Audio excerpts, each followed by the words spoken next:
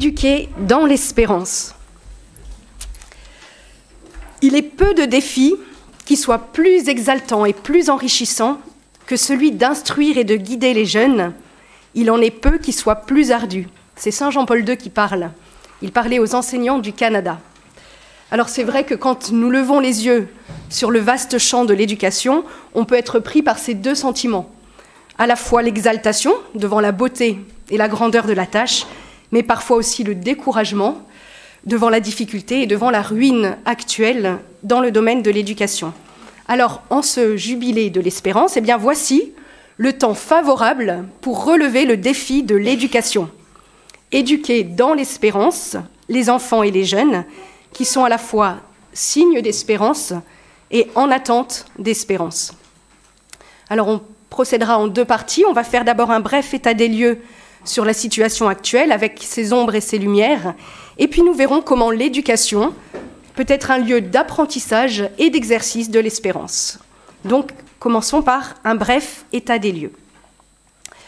Alors, on ne saurait définir dans le cadre de cet enseignement l'ampleur de la crise en matière d'éducation. On en a déjà eu un petit tableau hier. C'est vrai que si on voulait être plus exhaustif, il faudrait remonter aux racines anthropologiques de la crise, en montrant par exemple combien la perte du sens de Dieu conduit à la perte du sens de l'homme, où il y a aussi les racines politiques.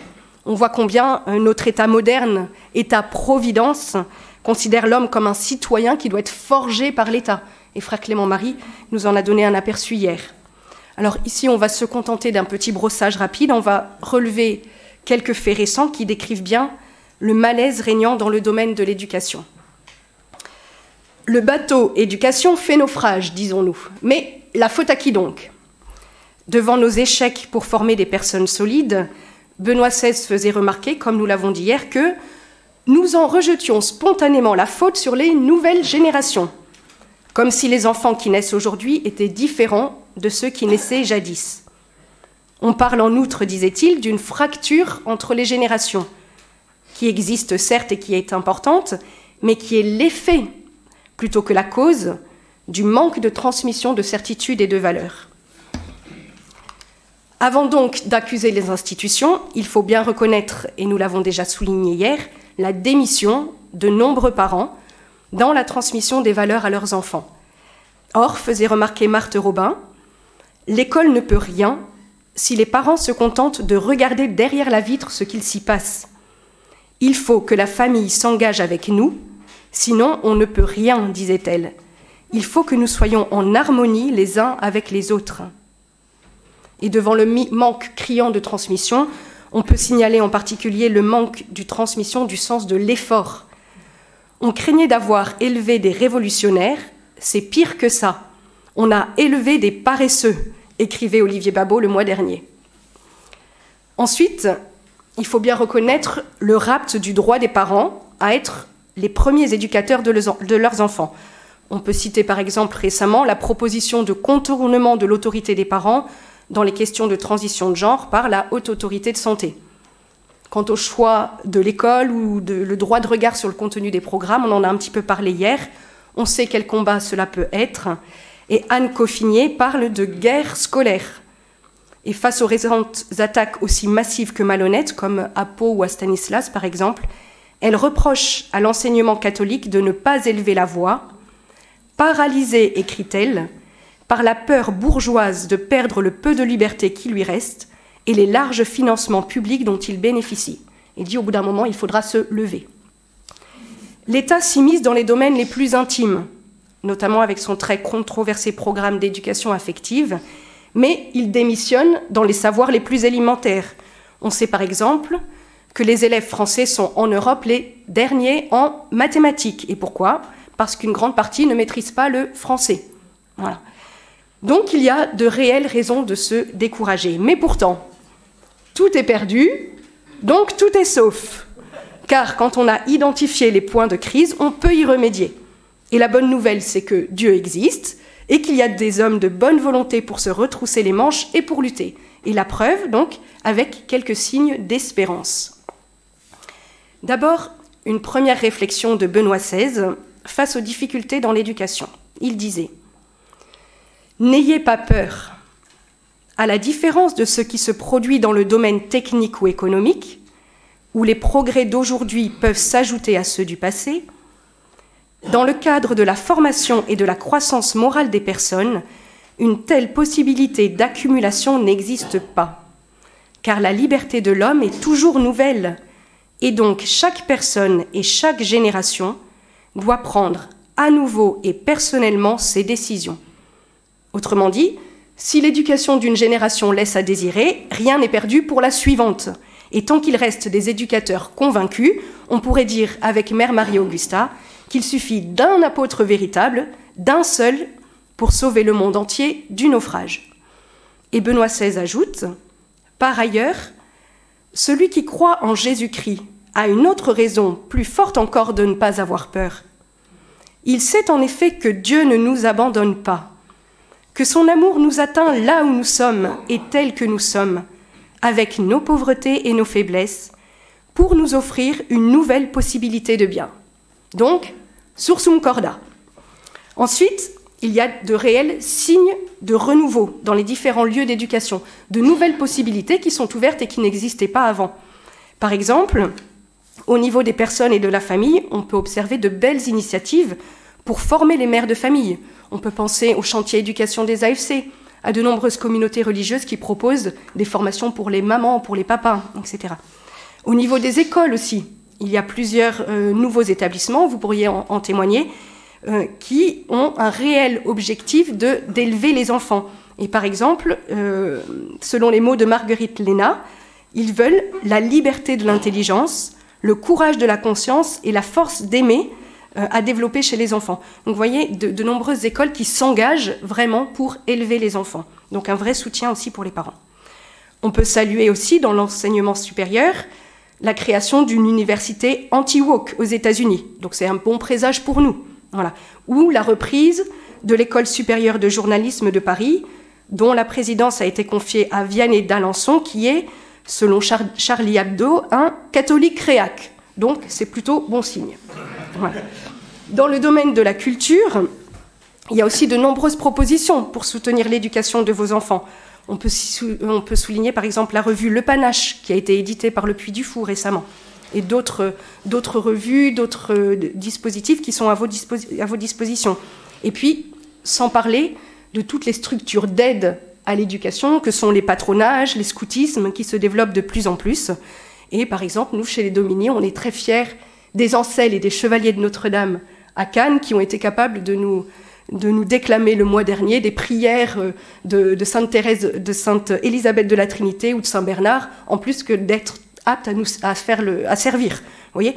Donc, la relève se prépare, voilà, et si nous voulons bien y apporter notre concours, nous pourrons faire de l'éducation un lieu d'apprentissage et d'exercice de l'espérance. Et c'est donc ma deuxième partie. Dans son encyclique Spe Salvi sur l'espérance, Benoît XVI définissait plusieurs lieux d'apprentissage et d'exercice de l'espérance. La prière, l'agir et la souffrance, et le jugement de Dieu. Alors l'éducation, en tant qu'elle fait partie de l'agir, entre de manière éminente dans ces lieux d'apprentissage et d'exercice de l'espérance. En effet, tout agir sérieux et droit de l'homme est espérance en acte, nous dit Benoît XVI. Et si nous ne pouvons pas mériter le ciel grâce à nos propres œuvres, il n'en reste pas moins toujours vrai, écrit-il, que notre agir n'est pas indifférent devant Dieu et qu'il n'est pas non plus indifférent pour le déroulement de l'histoire. Nous pouvons, dit-il, nous ouvrir nous-mêmes ainsi que le monde à l'entrée de Dieu, de la vérité, de l'amour, du bien. C'est ce qu'ont fait les saints qui, comme collaborateurs de Dieu, ont contribué au salut du monde. Donc, si on résume, agir pour que grandisse l'espérance, c'est donc agir pour que le monde s'ouvre à Dieu et à son alliance. Et qu'est-ce que l'éducation ?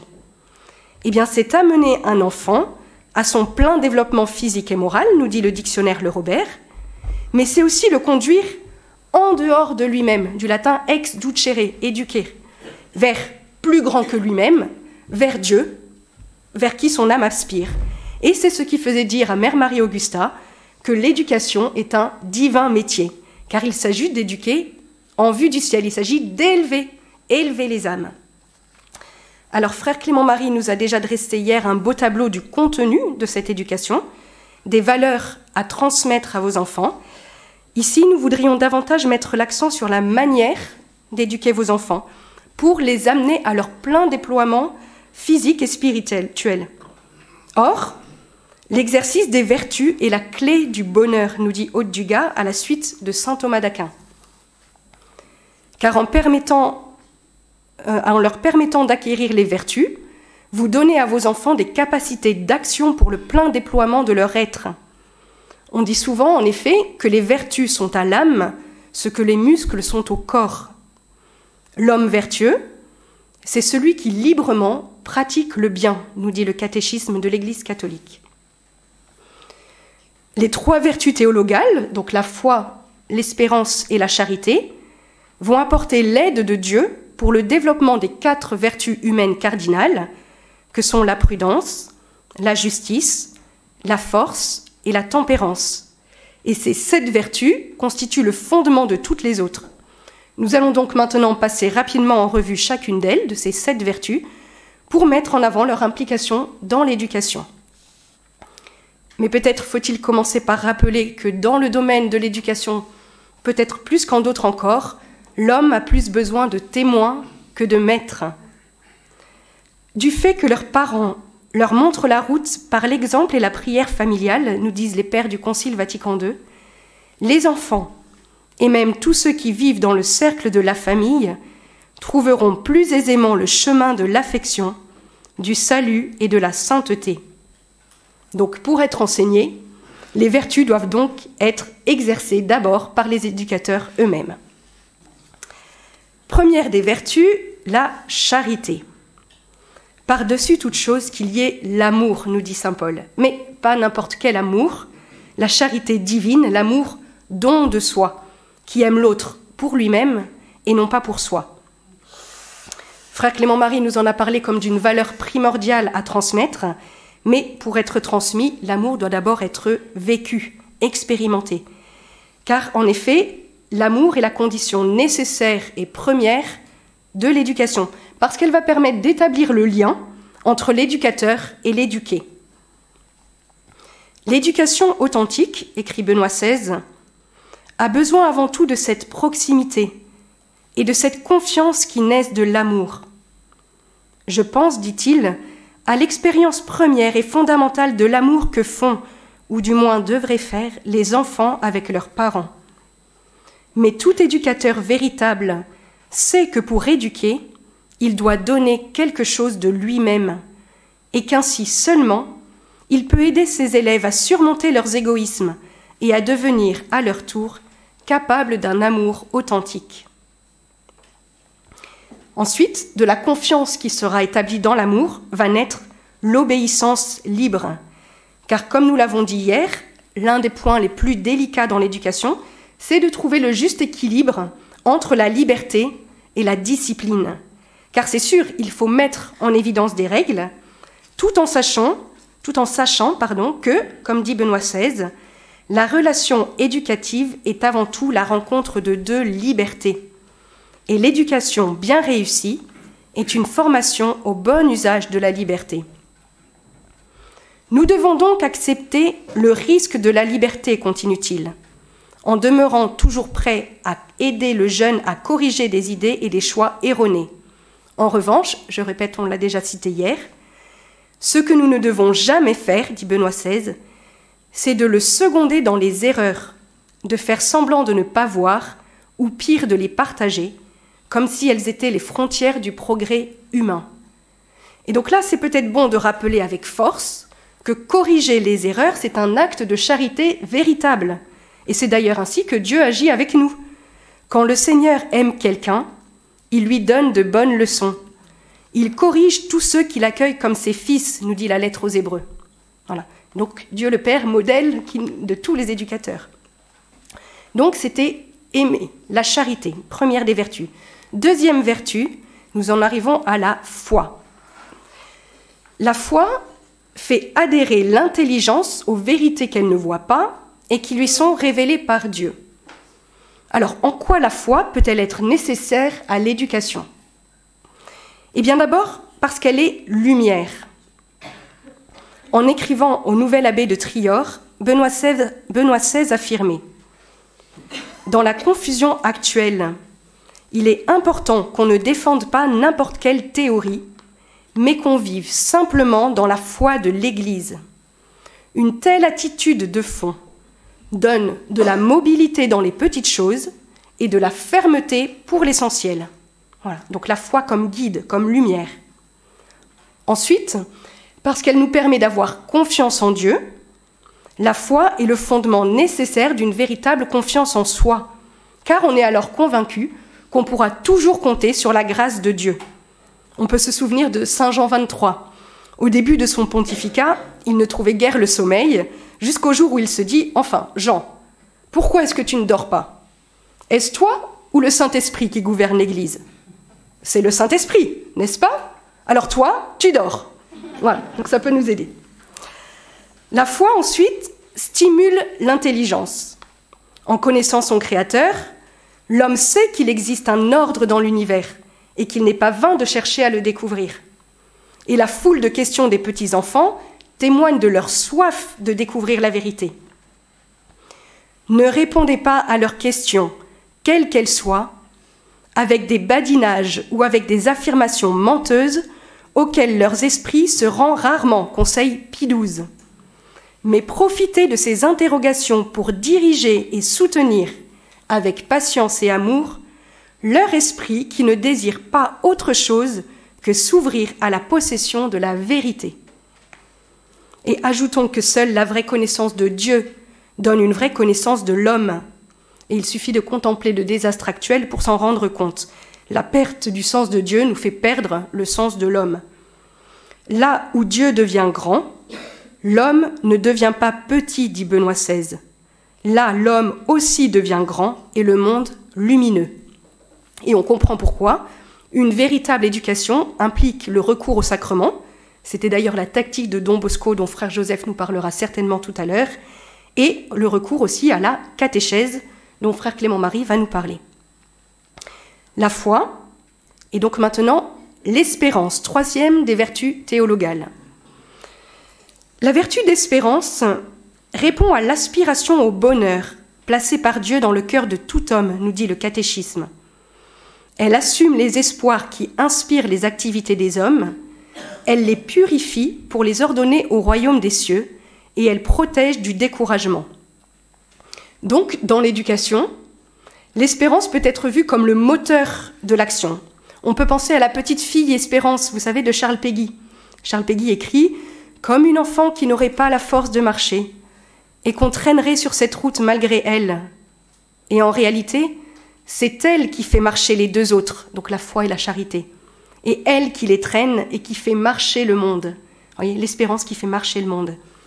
Éduquer vos enfants dans l'espérance, ça sera leur permettre de traverser les épreuves de la vie et de se relever le cas échéant. On dit d'ailleurs que l'un des outils préférés du diable est le découragement. C'est là que la vertu d'espérance sera nécessaire pour le combat spirituel. Enfin, l'espérance est comme la boussole qui montre le but, qui oriente les efforts. Car on a dit que l'éducation, c'était conduire en dehors vers plus grand que soi-même. Mais on ne peut s'élever que si le but est fixé, et que s'il est fixé haut. Et donc, l'espérance va pousser à la prise de responsabilité.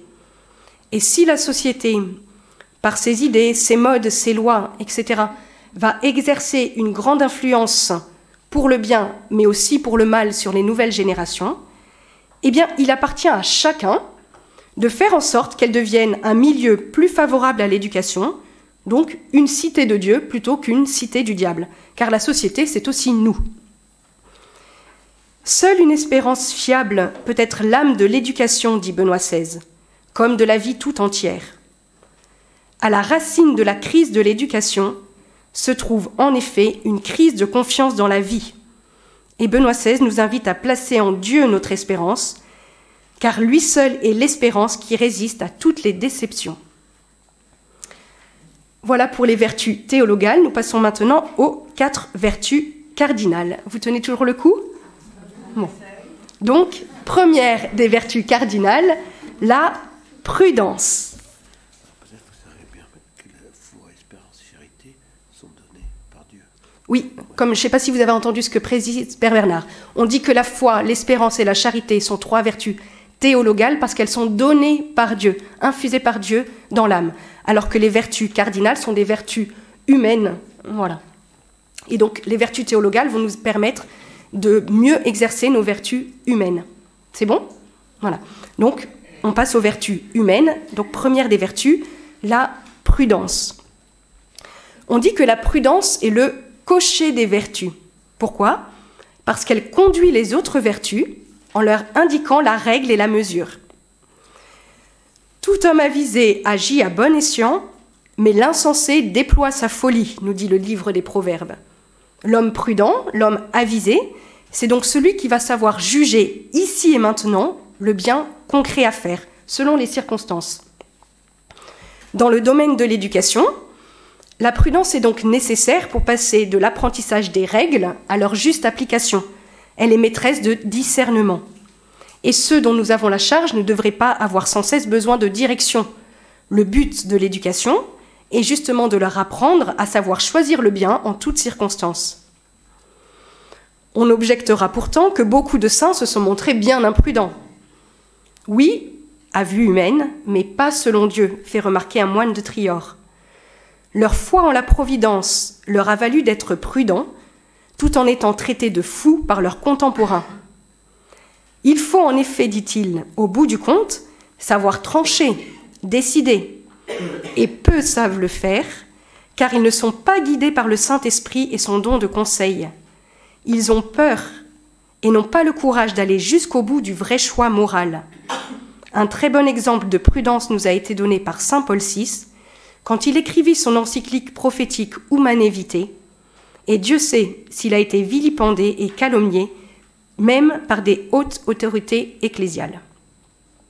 La vertu de prudence soutiendra donc le courage, cette autre vertu nécessaire à transmettre dont nous a déjà parlé frère Clément-Marie. Notons également, on l'a déjà un peu souligné hier, que le bon usage du temps fait partie d'une vie vertueuse. Et la prudence en ce domaine invite à prévoir l'avenir, proche ou lointain, sans s'en soucier outre mesure, car à chaque jour suffit sa peine. Et là aussi, il y a toute une éducation à faire. Deuxième vertu cardinale, la justice. Alors c'est peut-être la vertu la plus enracinée dans le cœur des enfants. Je pense que tout le monde a entendu chez lui « c'est pas juste ». Voilà. Mais il faut bien admettre qu'on est beaucoup plus doué pour détecter l'injustice commise envers nous qu'envers notre frère. Donc tout le but de l'éducation sera d'aider l'enfant à voir aussi les besoins des autres et à leur rendre ce qui est dû. Que chacun de vous ne soit pas préoccupé de ses propres intérêts. Pensez aussi à ceux des autres, nous dit saint Paul. La vertu de justice va donc nous aider à lutter contre l'égoïsme, à passer du « moi d'abord » au « toi d'abord ». Elle règle nos rapports avec autrui. Et là, il sera bon d'apprendre à vos enfants que l'équité n'est pas l'égalité, l'uniformité. On ne donnera pas forcément à chacun la même chose, car les besoins des uns et des autres ne sont pas forcément les mêmes. Et non, il n'est pas injuste de traiter différemment un garçon ou une fille selon les cas. Chez nous aussi, il est temps qu'advienne la révolution du bon sens. La vertu de justice nous aidera également à reconnaître le respect et l'obéissance que l'on doit aux supérieurs, à l'autorité, et a fortiori aux parents. Et ce n'est pas aider les enfants que de gommer toutes les distinctions entre eux et les détenteurs de l'autorité. Au contraire, ils ont besoin de cadres clairs pour se construire, et cela ne veut pas dire que l'éducateur se comportera comme un tyran. Il faut redécouvrir que l'autorité est un service. La vertu de justice, enfin, s'oppose à la transgression des préceptes et à la négligence dans son devoir, autant de points qui seront à développer dans l'éducation. Nous passons à la vertu de force. C'est la vertu morale qui assure, dans les difficultés, la fermeté et la constance dans la poursuite du bien, nous dit le catéchisme. Alors, où intervient-elle dans l'éducation ? La force sera déjà nécessaire chez l'éducateur lui-même. Pensons à la force de savoir dire non. L'éducation est une œuvre de longue haleine qui demande la vertu de force pour persévérer malgré la difficulté et malgré le fait qu'il faille le plus souvent nager à contre-courant. Et sur ce point, on attend en particulier des pères qu'ils sachent s'affirmer. On demande aux hommes plus d'héroïsme, disait Monseigneur Cordileone dans une interview en décembre. Par ailleurs, la vertu de force conduit à la patience, cette vertu de l'invincible fidélité d'amour, nous dit Mère Marie-Augusta. On devra également développer cette vertu chez ceux que l'on éduque, pour leur permettre de persévérer dans le combat et de maîtriser la peur qui pourrait les faire dévier du droit chemin. La force forge des cœurs magnanimes, prêts à se donner pour de grandes choses. Enfin, avec l'espérance, elle permet d'aborder la souffrance sans se laisser anéantir par elle. La souffrance aussi fait partie de la vérité de notre vie, écrivait Benoît XVI. Par conséquent, en cherchant à tenir les plus jeunes à l'écart de toute difficulté et expérience de la douleur, nous risquons de faire grandir, malgré nos bonnes intentions, des personnes fragiles et peu généreuses. La capacité d'aimer correspond, de fait, à la capacité de souffrir et de souffrir ensemble. Et nous terminons avec la tempérance, qui est la vertu de la modération, de la proportion dans la mesure. Et quand on sait que c'est la démesure qui a conduit les plus grands peuples à la chute, notamment par la décadence de leurs mœurs, on comprend l'urgence d'enseigner une telle vertu. La tempérance conduit à la maîtrise de soi et de ses passions.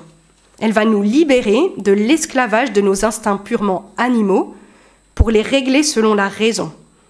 Elle va nous inviter à la sobriété, à la douceur, à l'humilité, à la modestie et à la pudeur.